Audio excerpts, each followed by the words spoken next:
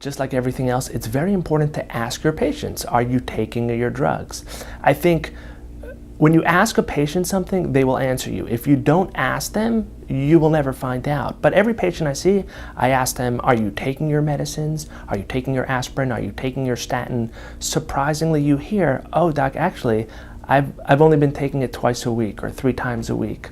And at that point, I'm able to intervene and sort of re-educate them and let them know why it's important that they don't miss certain medications.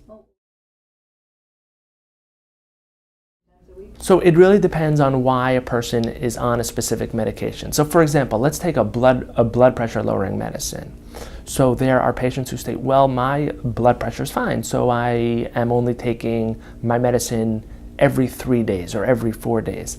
The problem is, it's the medicine that is keeping their blood pressure low. Once they come off of it, their blood pressure goes up, but they don't check it at home, so they don't know.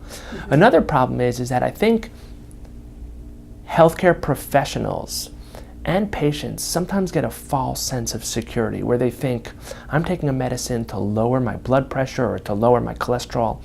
I try to remind patients, you're taking a medicine to lower the risk of a heart attack or lower the risk of a stroke. That's really the essence of why we take medicines.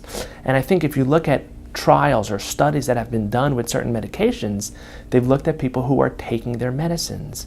And when people are taking their medicines, regardless of their blood pressure or cholesterol, that's how you get the best benefit for lowering these very bad events. I think people need a little bit of education. I think in general, people do not love taking medicines, and I think that's okay.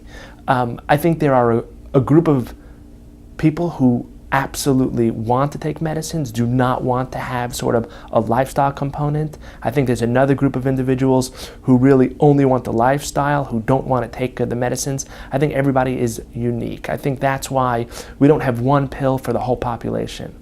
I think it's our job as healthcare providers to talk to our patients, understand from them why it is that they are or are not taking a certain drug, and then sort of have a conversation with them and make sure we understand what is their potential benefit, what is their potential risk, understand what is prohibiting them from taking their medicines or something like that. But I think the first and foremost is that we require a conversation.